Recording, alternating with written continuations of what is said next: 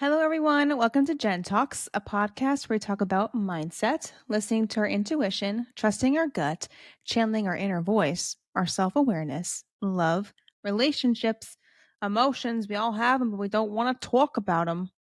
How to cope with the loss of a loved one and what those healthy coping mechanisms look like, the rules of fitness, and so much more. If you are new here, my name is Jennifer, spelled with two N's, but I'm a Jen with one N. I know it's a little complicated, but I like to keep it simple, and that's why, it's Jen with one N. If you're coming back because you're curious about these secure or healthy versus insecure or unhealthy attachment styles, then welcome back. Either way, I'm happy you're here. Before we get started, I have a public service announcement to share with you. In regards to these attachment styles mentioned in this episode, there is no judgment here. I want you to know I'm discussing these attachment styles to bring them to light so they no longer have any power over you or someone you know. Something to keep in mind is that we are not born with these set styles and the framework that comes with it, meaning sometimes the environment that we grew up in builds the framework around us. But maybe the structure that is subconsciously holding us back needs to be knocked down, rebuilt with healthier tools and materials that work for us, along with the nuts and bolts that best lock in and support our individual growth. As we move forward today, keep in mind the importance of seeking help and remember that you are not alone. These attachment styles are not permanent, and just how anything can be learned, anything can be unlearned too. And just like anything, it can change for the better. This framework can be altered in a way that best suits us, that best drives us forward and moves us in the right direction. When we go through a transformation of any kind, it takes time for these changes to solidify within our system and does not happen overnight. It's a process since we have to throw away old patterns and relearn new ones that align with us. Patterns that will make us healthier mentally, physically, and emotionally. And when there is something that isn't working, we can change it. We have the unique power, ability, and capacity to change ourselves, carve our own path, to mentally tweak who we are so we can move forward in life and how we want. Remember, these unhealthy or insecure attachment styles do not have the power to consume your life, and you are not your attachment style. By telling yourself that will slowly take the pressure off your shoulders and help you recalibrate. When it comes to breaking down the framework and rebuilding, hey, sometimes we all need a little help, and there is nothing wrong with that, since the mind and emotions can be tricky and complicated to understand. If that's the case, don't hesitate to call someone you can trust and or seek therapy. There is no shame in that game, and as long as it helps you lead your best life, then there is nothing wrong with that. In life, we get things thrown at us that can either shake us or break us. Shake us meaning shake us to the core. We have no choice but to rebuild, transform, and change for the better. Break us meaning taking us down, accepting this is my life, and not putting in the effort to strengthen our mindset and develop a stronger core and framework that will bring stability and peace. Can we just talk about these styles already and like where we can like shop for them? Uh, anyway, as you listen, we're not even going to go there right now. As you listen, and I appreciate you listening, don't diagnose yourself since these attachment styles stem from the gray or the unknown and does not associate itself with black or white thinking, meaning the all or nothing mentality. For example, let's say you are afraid to be alone. Before you tell yourself, I have this attachment style because I'm afraid to be alone, maybe take some time to self reflect on why you feel that way. Look at your past relationships, your childhood, what the family dynamic was like, and see if you can make any correlation. Also, talking to a specialist who can dive deeper and bring the reasoning to light and work with you on tweaking and restructuring these patterns may help. Please remember to not judge yourself, but to understand since this is the first step of bringing the truth to light, which is kind of cool, right? Since the truth is coming to the surface and and you, right? And you get to practice self-awareness. That's a superpower right there. Just saying. Now that we have our superpower, how about we take an objective look at what each framework or attachment style looks like and explore the differences between secure attachment and an insecure attachment. And if you feel uneasy, just know I'm alongside you every step of the way, and we will get through this together. So, what's the scoop with these attachment styles? Well, here's the deal.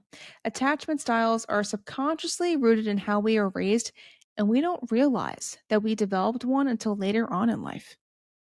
These patterns may show up in how we interact with others, especially in our relationships with our families, friendships, and or relationships. Please note that as we walk through today's episode, that there is no judgment here, as I am here to just deliver a message to you.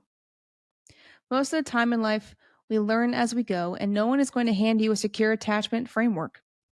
Depending on our childhood and the types of experiences we endure, we have to actively restructure our mindset and pour effort into changing our ways of thinking. It is possible we grew up in an environment that bred unhealthy or insecure attachment styles. These types of attachment styles or framework stems from past experiences in childhood and our previous relationships, which are called anxious attachment, avoidant or dismissive attachment, and fearful avoidant or disorganized. You'll find that these attachment styles are somehow linked to each other and have a lot in common. But as I said, they are not something we are born with, but we subconsciously build and live within throughout our lives. Often we operate within this set structure or pattern without realizing how some of these attachment styles can be detrimental not only to our overall mental, physical, and emotional health, but to others as well. Since if we don't look within and understand where these patterns even came from to begin with, we will not only embody them, but pass them on to someone else. And I'm going to be honest with you, it is not only individually hurting us by keeping us stuck, but may hurt others too. Look, Judge Jen, okay? Judge Jen is not in session, and I'm solely here to deliver a message in that these unhealthy or insecure attachment styles do not have the authority to run your life. That you deserve a life filled with personal freedom, peace, and an internal structure that represents that. A healthy attachment style, known as secure attachment, encompasses individuality and being independent of other people, meaning having your own thoughts and identity and not morphing or changing who you are to appease others, to fit into a mold that is not designed for you, just to keep someone or just to stay in a relationship. A healthy attachment style is when you are free to be yourself, have healthy boundaries set in place, feel comfortable being in your own space, even when you are in a relationship, knowing that you and your partner stand on a healthy foundation and trust each other. This framework is built on mutual understanding that during the beginning of a relationship, you and your partner will want to spend a lot of time with each other. But it's important to remember that there will be moments where each partner has their own individual or hobbies or goals to work on. And that's okay. It doesn't mean this person doesn't want to spend time with you. It means each person has their own goals to focus on and other aspects of their lives to take care of. It's important to note the importance of keeping the spark alive in the relationship, finding and maintaining a balance, and to feel comfortable knowing that even though you cannot spend every waking moment together, that the love is still there. This attachment style allows you to feel secure within yourself and knowing you don't need constant reassurance or validation from someone to make you feel whole or complete because you yourself are whole and complete. By being secure, you compromise and seek to understand not only your needs, but your partner's too. There's also respect for each other's space or alone time, and for there to be a balance between spending time together and being in your own space. For example, maybe your partner feels like unwinding at the end of the day with a book in hand, and maybe you feel like relaxing by working on a project, painting, writing, listening to music, etc. The hobbies vary, but the point is that you might need some space for yourself to be in your own thoughts, or maybe spend time with friends, and your partner may need the same. Or you can separate by focusing on your own goal or hobbies and come together and share what you worked on. When there is a mutual respect for each other's needs, the relationship can continue to nourish and grow in a healthy manner. And the settled pillars for a relationship, which stand for communication, emotional availability, trust, and loyalty, which I discussed in the fourth episode about the foundation of relationships, continue to strengthen and solidify. This leaves room for the detachment style, which is when your emotions are not dictated or controlled, a tough word, by someone else or your partner. When you can be at peace with yourself and not wear a mask to keep your partner and respect each other for their needs and don't take it to heart or personally if you're not always together throughout the day. Security is rooted in acceptance, inner peace, open communication, being in tune with your emotions, not taking on the emotions of others, and being whole and secure within yourself. But just like anything in life, this takes an active effort to work on and maintain. Not all of us grew up in healthy environments where our parents were whole and secure within themselves and were or are emotionally available. But that's okay because guess what? As I mentioned in the third episode regarding the loss of a loved one, you are not a product of your environment, which means you can redesign your life for the better and set the tone. So don't worry, team, and remember, you are the captain of your own ship and can turn it around.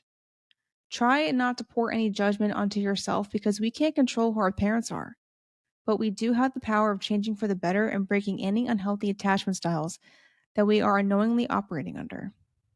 Also, remember, you are not a puppet, and your actions and emotions cannot be controlled by anyone else except for you. The framework or the structure that you are operating in is not permanent. You can break it down, okay? You can break it down piece by piece, do little dance moves over here, throw out or unlearn the old structure or patterns of thinking, and bring in materials that solidify stability and lock in the nuts and bolts of emotional security, inner peace, and self awareness. That being said, let's take a look at the structure behind the first unhealthy or insecure attachment style, which is the avoidant attachment style. This framework is built over time and causes people to become closed off emotionally and avoid physical intimacy since they grew up in a household where the emotional connection between them and their parents was non existent. If there is a lack of emotional connection or emotional availability, the physical element, meaning a hug between a parent and their child, may not be present in the relationship either. When a child grows up in this environment, they adopt similar traits as they get older and bring those qualities into their relationship, making it challenging to truly connect with someone on a deeper level, openly receive love, and have physical intimacy because the thought of an emotional connection or hugging is unfamiliar and makes them feel emotionally uncomfortable. When you don't have the emotional connection, it's hard to feel the warmth and love in the relationship. When someone is emotionally avoidant, dismissive, and disconnected from the emotional and physical side, it's because they feel uncomfortable connecting with others on that level, all due to the environment they grew up in. When parents are subconsciously emotionally available, it is challenging for children to genuinely connect and feel safe emotionally when expressing their thoughts and feelings about anything going on in their personal lives. When we can't openly connect or communicate with the ones who raised us, it feels awkward, foreign, scary, and when those feelings are overpowering, we don't know how to process them, release them, and connect with others. Instead, as a defense mechanism and a way to protect ourselves, we shut ourselves off emotionally to avoid those feelings and change the topic to avoid the discomfort. This automatic reaction causes the person to keep others at an arm's length and not let them into their inner worlds, which not only hurts this person because they are staying stuck in a toxic, vicious cycle, but it hurts others too because the ones that are attempting to connect start to take it personally. They may even take it to heart and ask, is there something wrong with me? I'm connecting with this person and sharing my thoughts and feelings, but there is no reciprocation. It's not you. And it may be that this person is unaware that they are operating within this framework or mindset and need guidance. But no one can be forced to change since they have to desire it for themselves. Someone who is avoidant or dismissive gives off an energy of not needing others, is very standoffish, maybe dismissive when it comes to discussing anything related to thoughts or feelings, and has a very high self esteem. Another piece of this attachment style is the person seeks physical intimacy but does not want to connect emotionally since that room of emotional availability went dark a long time ago, and the wiring to turn on the emotional connection switch needs to be changed. Another piece of this structure might be that the person tends to run from others who want to emotionally connect, which causes this person to create an argument out of thin air, make a mountain out of a molehill, or even choosing something small about the person they are dating and use it as an excuse to end the relationship. All because the feelings behind an emotional connection with someone are overwhelming and scary, especially when we did not have that growing up with our caretakers. But this is not the only attachment style that may derive from childhood or our environment. Another attachment style that cultivates from childhood is anxious attachment. Anxiety is the driver behind this attachment style or framework and appears when the actions behind keeping the relationship intact is rooted in anxiety and fear. What kind of fear do you ask? Well, it could be fear of being alone, fear of losing someone, fear of abandonment, not belonging and wanting to be seen or understood. Where does this attachment style come from? Well, it might come from childhood, and there might be a glimpse of manipulation involved. Really, Jen? Why is it always childhood? Can we just talk about what I saw on TikTok? Did you just say Jen with three N's and not with one? Yeah, I heard the difference, and you should be lucky that Jersey Jen with one N is on a coffee break. Okay, okay, all right, girl. Anyway, don't get me started on that one. Huh. Anywho's, childhood might not always be your parents. Okay, it can also be with a sibling, a grandparent, or maybe a cousin. For example, let's say you and your parent or sibling are having a conversation where this person asks you how your day was, and you provide a full on description with every detail of your day. But when you ask this person how their day was, they give you a one worded answer, such as fine, good, it was okay. And this kind of conversation happens once in a while. Okay, maybe the other person doesn't want to talk, and that's fine. And there is no judgment on your end. But if it happens quite often, then there is something brewing behind the scenes, which I will explain in a minute. Before I do, how about we turn the table, or let's say this person asks you how your day was, and you provide the one worded answer, such as fine, good. And when you do that, this person gets upset because you are not sharing as much as you normally do.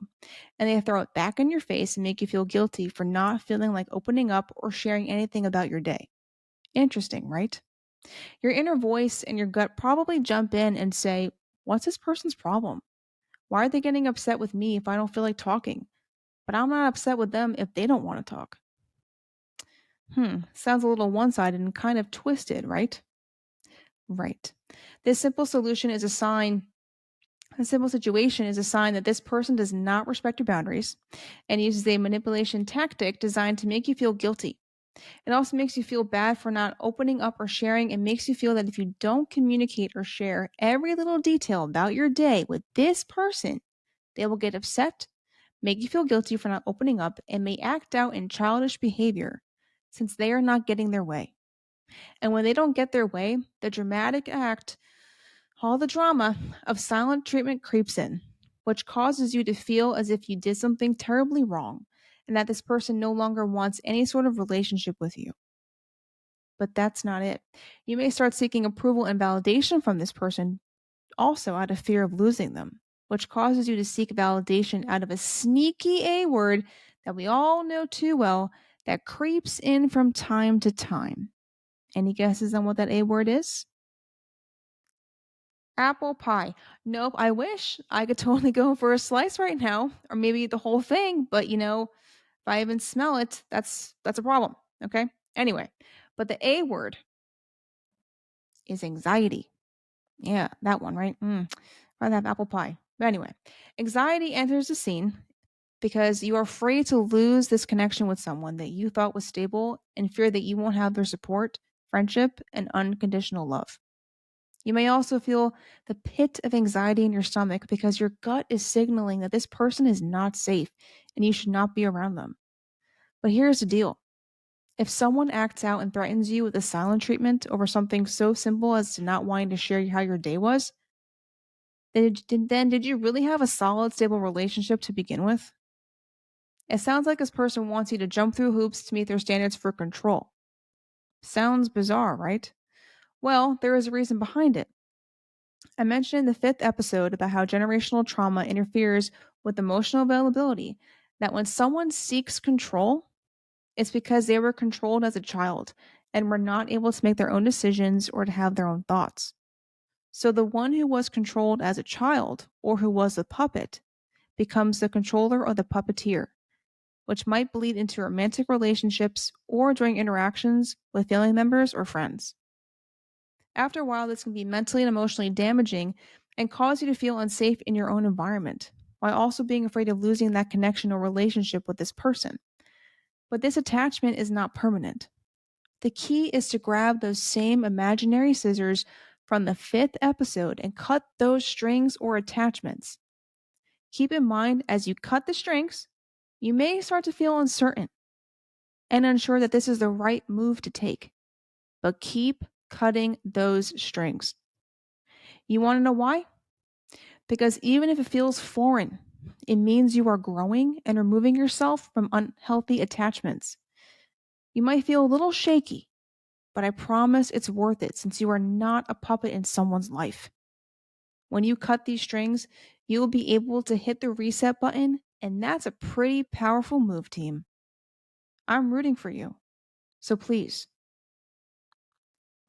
cut those strings. Okay? Okay.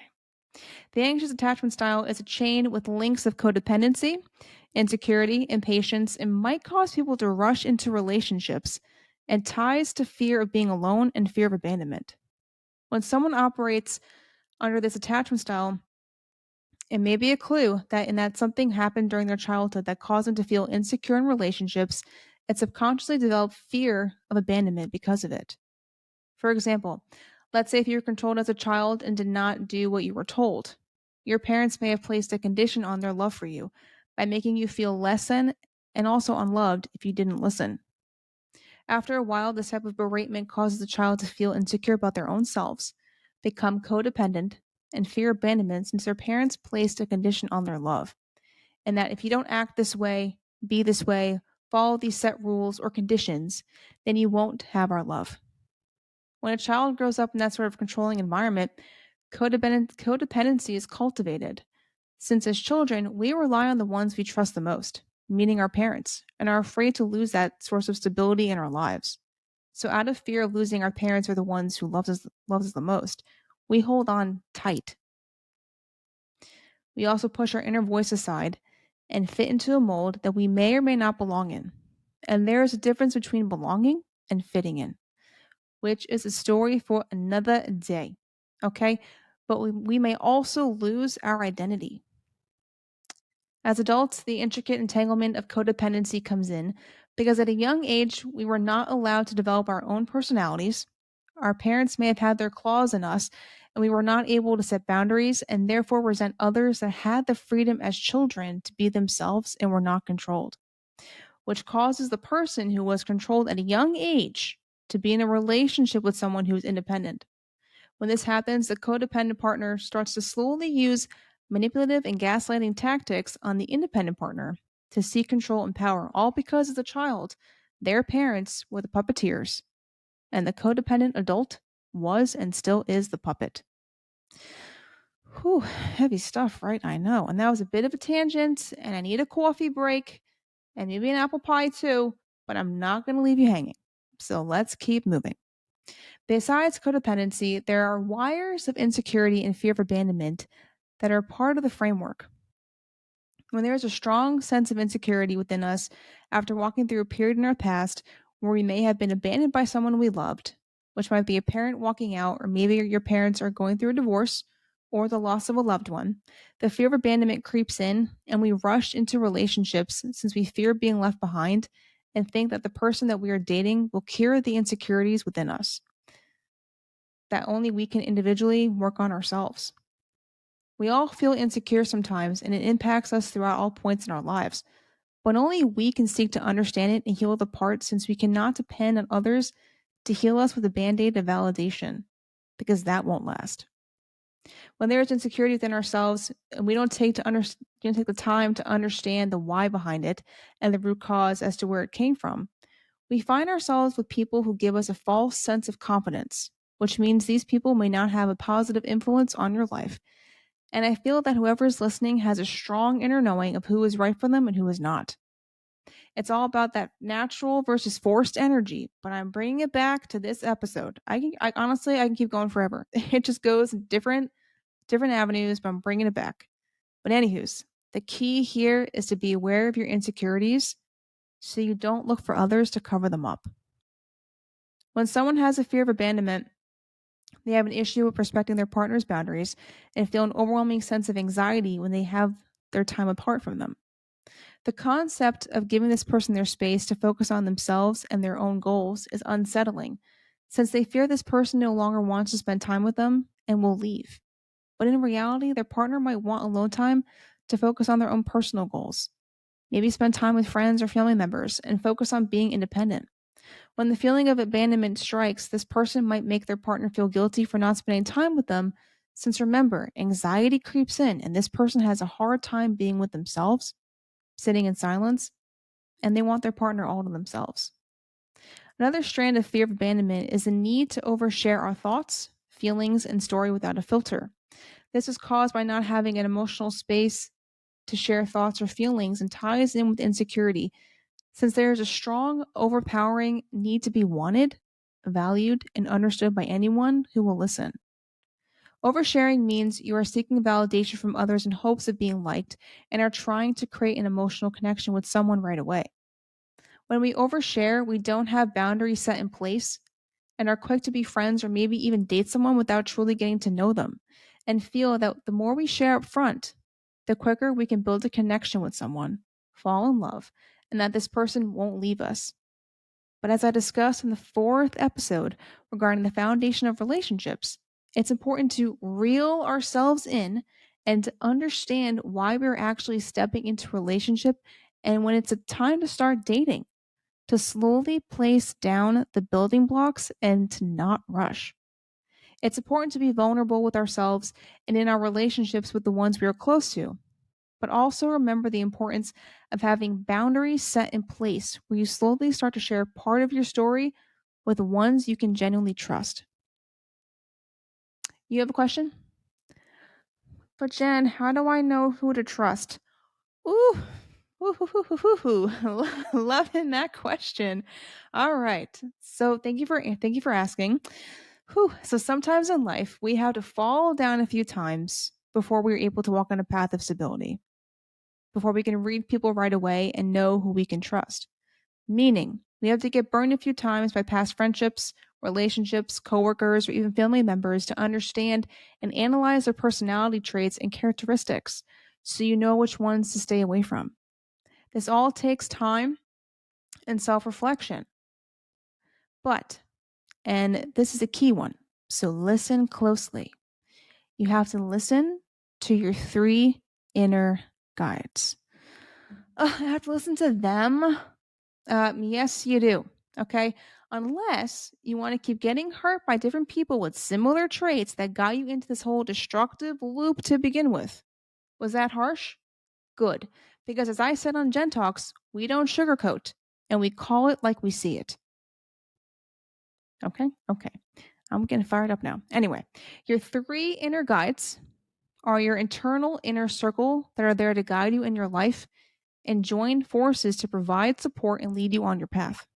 The first guide is your inner voice, which is a small silent voice that comes in from your heart space that communicates to you when something feels right and when a person or a situation feels off. The second guide is called your intuition, where you sense something feels right and where you are in tune with yourself. You have a strong inner knowing without even explaining it. This is where you don't need someone to literally tell you if this person is wrong for you or if this job is not where you belong. You just know it and feel it, and you also feel it in your gut, which is your third guide. Your gut, right over here, your gut is able to pick up on signals that you receive from others, such as red flags, which indicate there's something off about this person, and you can't exactly put your finger on it, but you know it's best to not, and I repeat, not proceed. Your gut also has a power of recognizing green flags within a person where you feel safe and know that you can trust them.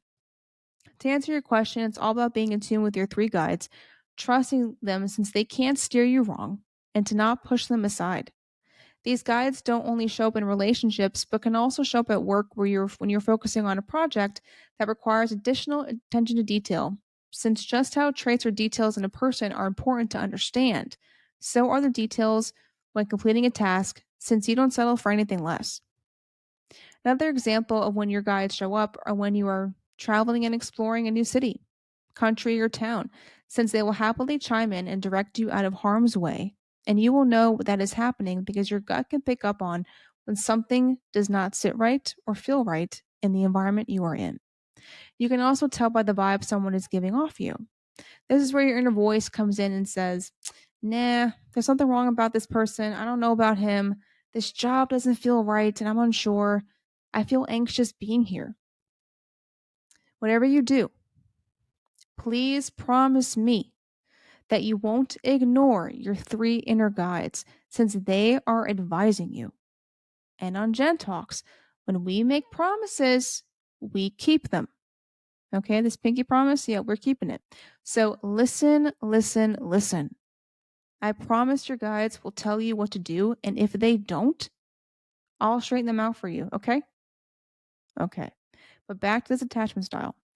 Someone operating within the anxious attachment framework may latch onto someone who is emotionally unavailable due to feeling left behind or forgotten about, has issues with being emotionally unavailable and having an emotional connection, becomes a people pleaser as they will change themselves since they don't want to lose their partner, have separation anxiety, and take any form of criticism to heart.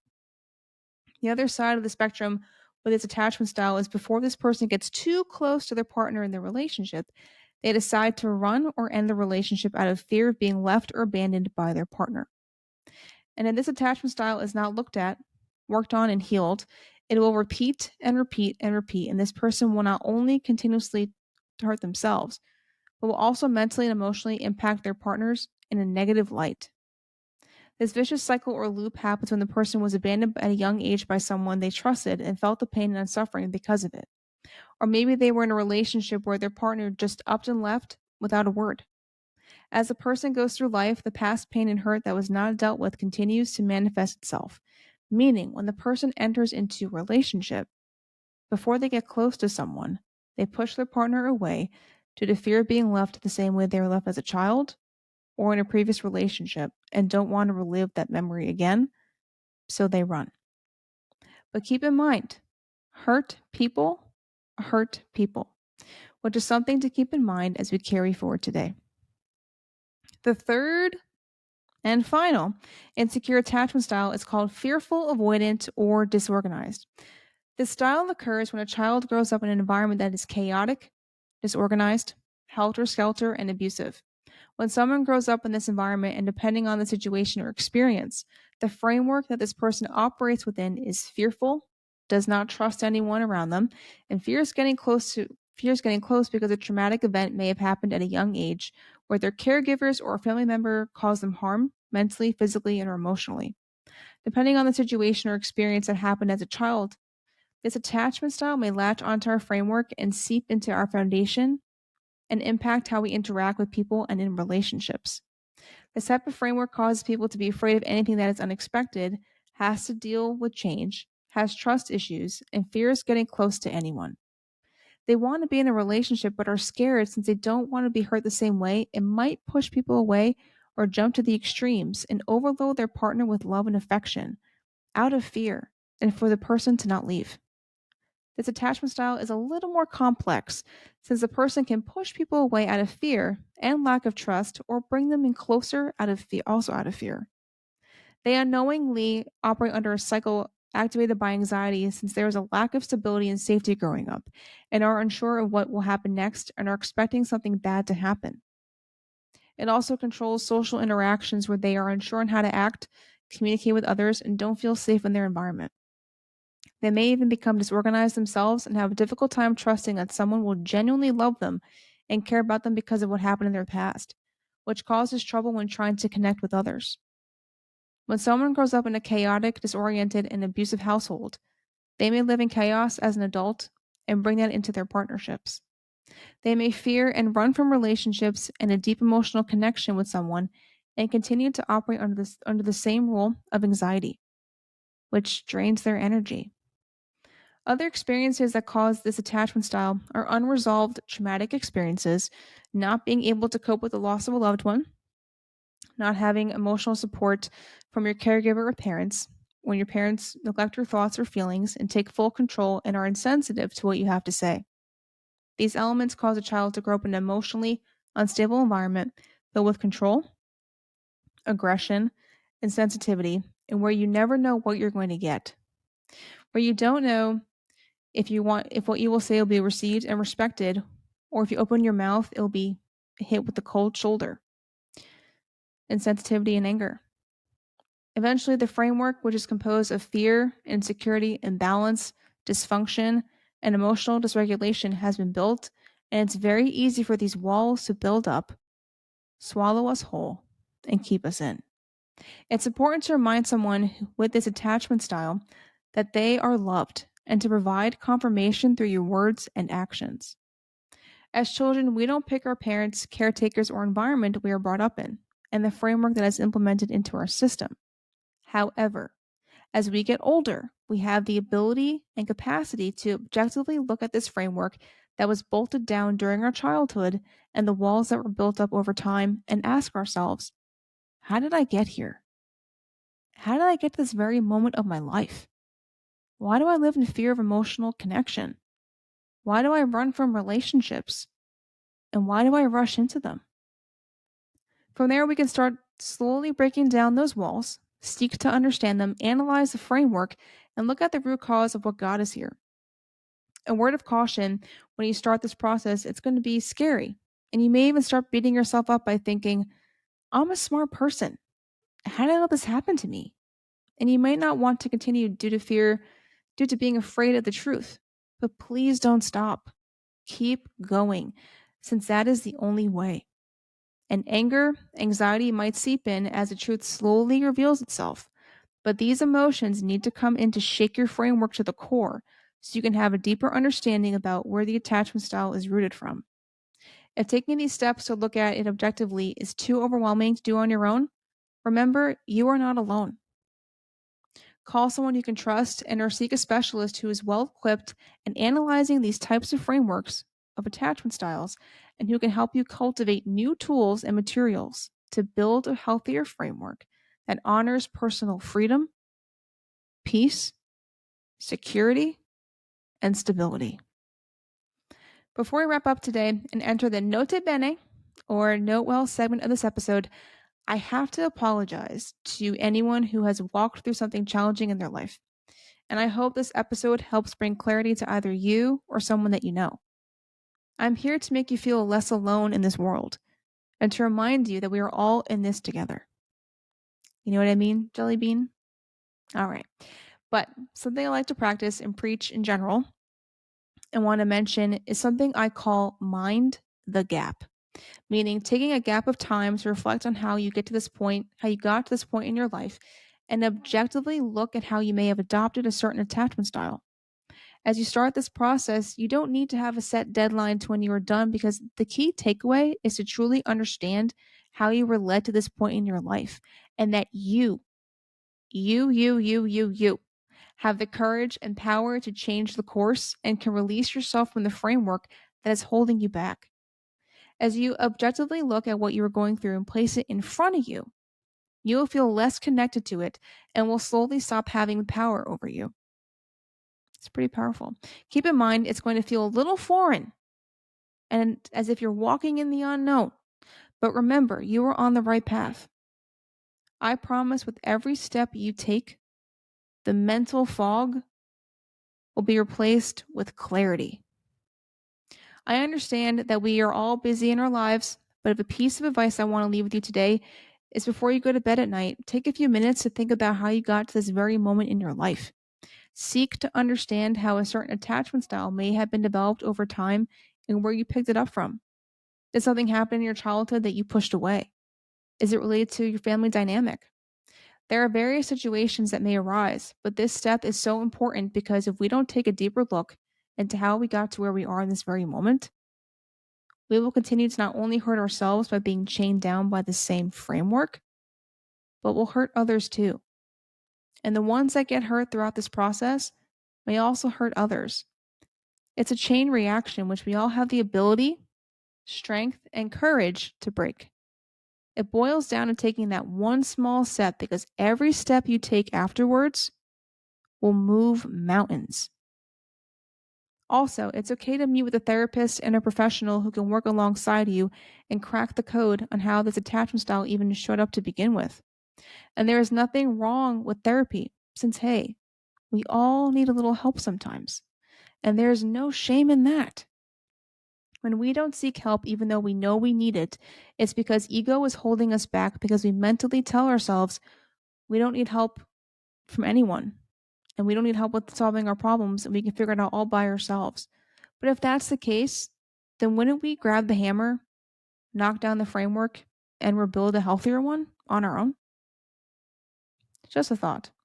Remember, with self reflection and action, you have the power to take a hammer, break down this style that you want to change, and rebuild and restore. This structure that has been holding us back is not one you want to operate within. You are more than capable of changing the game not only for yourself, but for others too, and can take the steps of removing the old wiring of unhealthy attachment and focus on building a framework of secure attachment. Just because someone is on the side of avoidant, anxious, or fearful, avoidant, or disorganized, does not mean there's anything fundamentally wrong with them.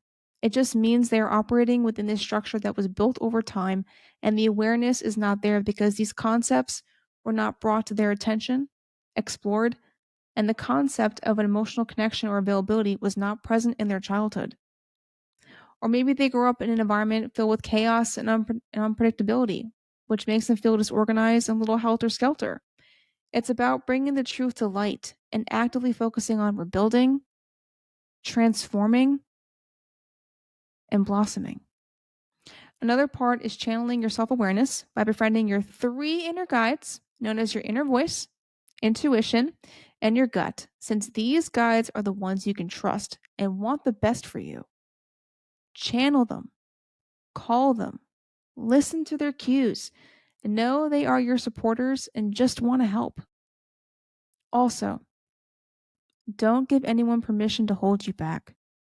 This is your life and you hold the reins. Your hands are on the steering wheel and you are the captain of your ship. You have one life. Don't let it be dictated by old patterns and ways of thinking that are only causing you to jog in place and get involved in situations that are not for you. You have the natural born right to live a life with emotional stability, inner peace, and to operate within a framework where you emotionally connect with others, have healthy relationships, don't operate out of fear and anxiety, and are comfortable within your own skin. It's vital to make peace with your past because you are not your past. You are your present, and your present is what moves you forward, and nothing in life is permanent. You have the courage to change the course for your life, and whoever is listening, I believe in you more than you know, and I am standing alongside you as you fight the good fight. Until next time on Gen Talks, where we talk about these fight or flight responses and what those really mean. If you enjoyed this episode, please feel free to like, comment, share, and or subscribe on YouTube and to like and follow on Spotify. Or if you want to follow me along on Instagram, please feel free to find me at Jen, you already know it, with one N, Talks, TALKS podcast. Also, if you have any questions, please feel free to email me at gentalkspodcast@gmail.com. On that note, I want to thank you for tuning in, but more importantly, thank you for being you. Sending you all peace, light, and love. Take care until next time.